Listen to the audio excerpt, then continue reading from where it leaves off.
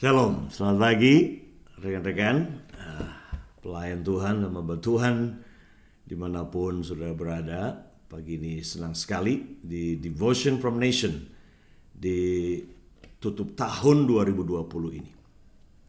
Dan kita semua agree, saya percaya semua saudara bisa sepakat ini bahwa perjalanan tahun 2020 ini sebuah perjalanan rohani, pribadi, perjalanan yang amazing. Yes, it's been amazing journey 2020. Yeah. Until up to this point, we all can say that I am because of the grace of God. It's not by might, not by power, but by my spirit, says the Lord. Kita semua sepakat, kita bisa berkata bahwa kalau 2020 sampai ke akhir tahun ini, kita dengan rendah hati kita pasti sepakat dan berkata bahwa ini karena anugerah, ini bukan karena kuat dan gagahku, tetapi ini oleh karena rohku, kata Tuhan. So, this morning I want to just share, as this is a result of my prayer and private life, private prayer, and contemplating and meditating and reflecting on what happened this year and what the Lord is saying to my spirit. Ya. Nah, saya mau bagikan buat kita ini hasil perenungan dan doa-doa pribadi saya di Pondok Penuai, ya, di Bukit Doa di sini on our prayer mountain up here di Pondok Penuai. Dan ini yang saya mau share, saya mau sampaikan di mana kita berada hari ini. Apa sebenarnya yang telah terjadi dan apa yang Roh Kudus sedang katakan dan kemana dia sedang membawa kita. Nah, saya sebut ini the 5D. Ya, 5D. 5D. Apa yang menjadi pesan Tuhan di akhir tahun ini, dan saya berdoa ini bisa menjadi bekal dan guide buat kita semua untuk mempersiapkan kita untuk 2021. I pray that this 5D message will help us to see where we are and prepare us for what to come in 2021. Now, the first D is a divine encounter. Divine encounter. Ya. Maria mengalami divine encounter, mengalami sebuah perjumpaan yang ilahi.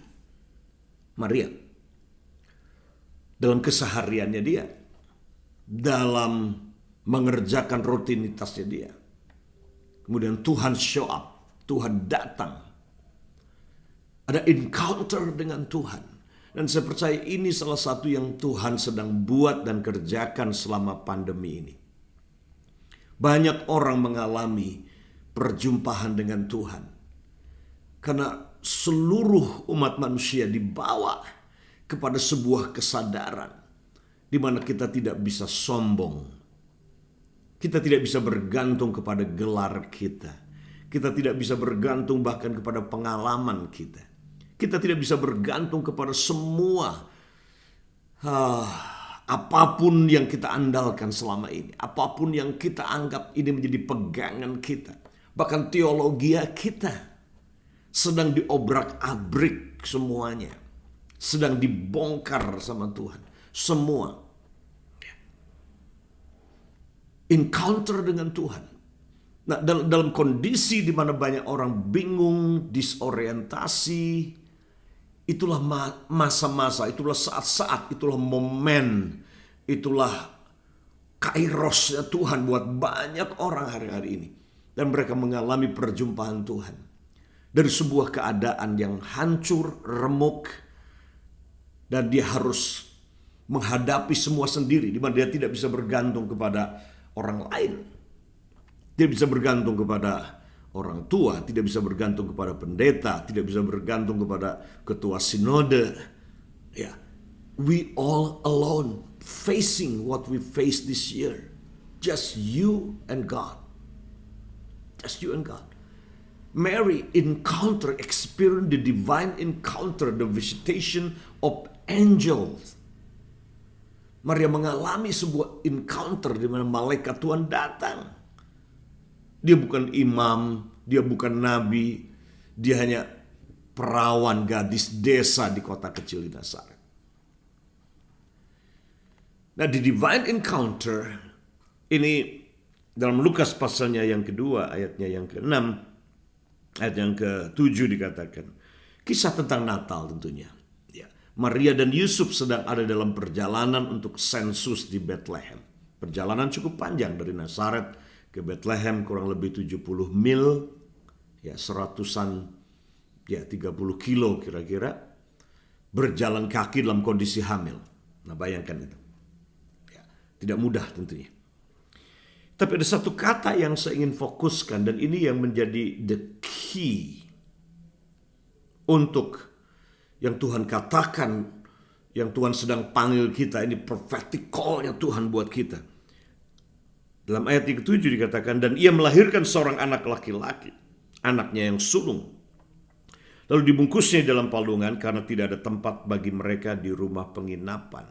Now, in Amplified translation of this verse 7, Luke chapter 2 verse 7, it said that there is no private room in the inn.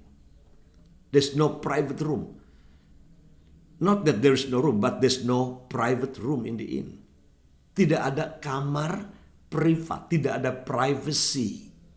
Tidak ada kamar di mana tidak dilihat oleh orang lain.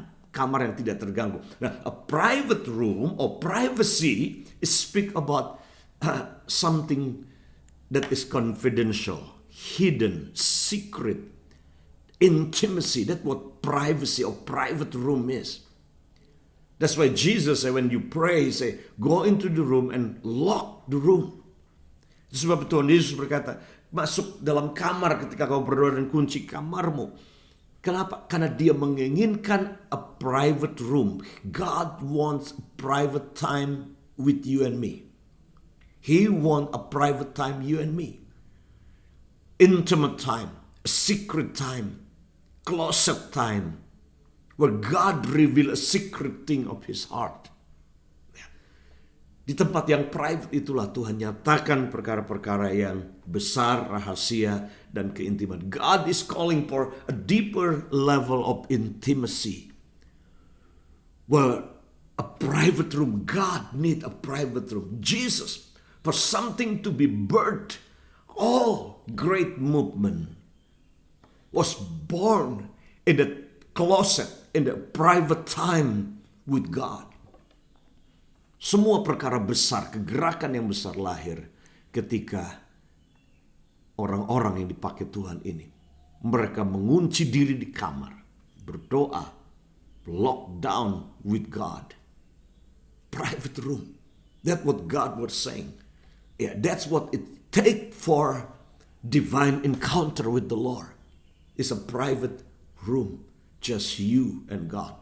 Not a general relationship with God, not a public relationship, but it's a private relationship with you and God.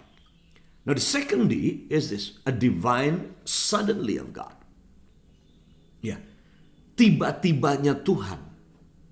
Ini di mana kita sedang berada. This is the season we're living here. We're living in the suddenly of God. Now, this is we can see from Luke chapter 2, ya, dalam pasal yang kedua. Lukas in verse 9, ayat yang ke-9, Luke chapter 2 in verse 9, it say, tiba-tiba berdirilah seorang malaikat Tuhan di dekat mereka, dan kemuliaan Tuhan bersinar meliputi mereka, dan mereka sangat ketakutan. Mereka sangat ketakutan. Ayat yang ke-10, ayat yang ke-13-nya. Dan tiba-tiba tampaklah bersama-sama dengan malaikat itu sejumlah besar bala tentara surga yang memuji Allah. So in this two verse, in this just 5 verse, there's twice mentioned the word suddenly. Suddenly. Now I believe prophetically this is what God was saying. We are living in the suddenly of God. Suddenly the door that was closed for hundreds of years, now it's open. Suddenly, a person that may be very stingy, orang-orang yang mungkin kikir, pelit, tiba-tiba dia menjadi murah hati dan kemudian mengingat saudara dan memberkati saudara. Tiba-tiba pintu yang tertutup berabad-abad terbuka. Tiba-tiba sumur yang selama ini kering tiba-tiba membual mata airnya. Now this is prophetic word. That prepare for the suddenly of God. Prepare for the sudden blessings of the Lord. Prepare for a sudden oasis in the in the desert. God is still a God who make a river to flow and the spring of water to spring up in the desert. Suddenly, tiba-tiba. Tiba-tiba, siapkan diri saudara untuk tiba-tiba. Tetapi juga siapkan diri saudara untuk tiba-tiba. Maleakhi pasalnya yang keempat. 3 dan 4. Di mana dikatakan, suddenly the Lord that you seek will enter his temple. Tiba-tiba Tuhan yang kamu cari, dia masuk ke dalam baitnya. Dia duduk sebagai tukang penatu, sabun pencuci api, pemurni logam. God came as a purifier. Suddenly coming to the temple. For judgment begin in the house of the Lord. Penghakiman dimulai dari rumah Tuhan. So be prepared also, not just a sudden blessing, sudden visitation, sudden encounter, but also a sudden sanctification, purification, sudden exposing what is hidden. We've been hiding, hidden sin, hidden agenda. God exposed it suddenly. So be prepared also for this. Siapkan diri saudara juga. Hal-hal yang tersembunyi Tuhan akan expose. Tiba-tiba Tuhan yang kamu cari masuk ke dalam baitnya. This is the second D. The divine suddenly of God. Now the third D is the divine reset. A divine reset. Yeah, divine reset. Nah, ini waktu globally, there's a global reset. We have to reset our mind, the way we do things. Maybe everything we have on set already, structurally systematized, very systematic. Mungkin kita sudah mengatur semua terstruktur, sistematik. Tapi kemudian Tuhan rubah semuanya. Demand, menuntut sebuah, kita harus melakukan reset ulang. Kata reset itu artinya juga adalah re-evaluate, reassess, revalue. Reappraise, readjust, adjustment. Ada penyesuaian yang kita harus buat. Ya, reset. Cara melakukan pelayanan, kita harus mereset. Ya. Selama 1 tahun ini, itu yang Tuhan sedang kerjakan. Kita harus menata ulang, men-set ulang semua hidup kita, cara berpikir kita, menata keuangan kita, pelayanan kita, potensi kita, visi kita ke depan. Kita harus reset semuanya. Ini D yang ketiga. D yang keempat adalah a divine interruption and disruption. Begin as an interruption. Interruption adalah interupsi, ya, interupsi ilahi. Interupsi adalah ketika orang datang tanpa diundang, kemudian tiba-tiba dia datang ke rumah kita. Kita terganggu, kita mengalami interupsi keseharian kita, rutinitas kita agak terganggu kan tiba-tiba ada orang yang tidak diundang dia datang. That is an interruption. Interruption in which when uninvited guests just show up at your door, and that interrupt your dinner, interrupt your family time, interrupt. But then after that you go back to your routine, your family time or your dinner. You can do that. That interruption, divine interruption. Jadi interupsi itu adalah kadang-kadang bikin kita jengkel, mungkin kita diinterupsi, ketika ngomong kita diinterupsi, ketika kita mengadukan ide kita diinterupsi, dan kita nggak suka itu. Tapi kemudian setelah itu kita balik lagi ke apa yang kita sedang lakukan. Tapi disruption adalah ini, bukan cuma sekedar interruption. Tetapi disruption ini menuntut sebuah perubahan, ada shifting. Ketika disruption terjadi, ada shifting, ada sebuah perubahan di mana kita tidak bisa kembali lagi ke cara yang lama. Kalau interupsi, Ya, kita terganggu sedikit karena ada tamu, dan kemudian kita bisa balik lagi, makan lagi ke keluarga kita, balik ke cara yang lama lagi, rutinitas yang lama. Tapi disruption adalah ketika tiap hari orang nongol di depan rumah kita. Dan ini menuntut perubahan jadwal, perubahan waktu keluarga kita, bukan mungkin ganti kunci di rumah kita. Shifting, divine disruption, ini yang terjadi hari ini. Tapi yang kelima adalah divine fulfillment. Divine fulfillment. Penggenapan ilahi. Nah, kita harus punya hati seperti Maria yang berkata, jadilah kepadaku. Bagi Allah tidak ada yang mustahil. Dan kemudian Maria berkata, jadilah kepadaku seperti yang kau katakan. Sesungguhnya aku ini hamba Allah. Jadilah padaku menurut perkataanmu. Ayat ke-34 Lukas 1 verse 34 in Luke chapter 1. Kata Maria kepada malaikat itu, bagaimana hal itu mungkin terjadi karena aku belum bersuami? Jawab malaikat itu kepadanya, Roh Kudus akan turun atasmu dan kuasa Allah yang Maha Tinggi akan menaungi engkau. Sebab itu anak yang akan kau lahirkan itu akan disebut kudus, anak Allah. Dan sesungguhnya Elizabeth dan terus kemudian ayat yang ke-37, sebab bagi Allah tidak ada yang mustahil, kata Maria, sesungguhnya aku ini adalah hamba Tuhan, jadilah padaku menurut perkataanmu itu. Lalu malaikat itu meninggalkan dia. Divine fulfillment. Penggenapan ilahi. Kita melihat hampir 98% nubuatan Alkitab telah digenapi di depan mata kita, termasuk hari ini. Roh antikris sedang bekerja. Globalist.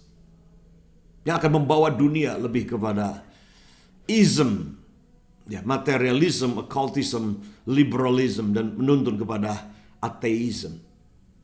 Dengan menangnya Joe Biden ini memberitahu kemana kira-kira arah ke depan dunia akan dibawa kemana. Akan menjadi sebuah pertanda. Kita sedang ada di akhir zaman di mana Yesus datang kembali dengan segera, lebih cepat dari yang kita bayangkan. We are living in divine fulfillment. Nah, at the same time, dalam waktu yang sama, apa yang Tuhan janjikan dalam hidup saudara, Tuhan akan genapi. Siapkan diri untuk hidup dalam penggenapan janji nubuatan yang Tuhan katakan. Mungkin sudah pernah menerima nubuatan. Kadang-kadang antara nubuatan sampai fulfillment. Kadang-kadang 10 tahun, kadang-kadang 1 minggu, kadang-kadang 1 bulan, kadang-kadang 10 tahun, 20 tahun, 30 tahun. Abraham hampir 30 tahun. So, kelahiran Yesus adalah fulfillment, penggenapan dari nubuatan begitu banyak nabi, bahkan Tuhan sendiri. Nubuatan Yesaya 700 tahun sebelum menubuatkan tentang kelahiran Yesus Isa Al-Masih. So we are living in divine fulfillment. So be prepared, for God will fulfill His promise to you and me concerning 2021. This is the 5D that I hope will bless you and prepare us for what to come. God bless you. Bye-bye.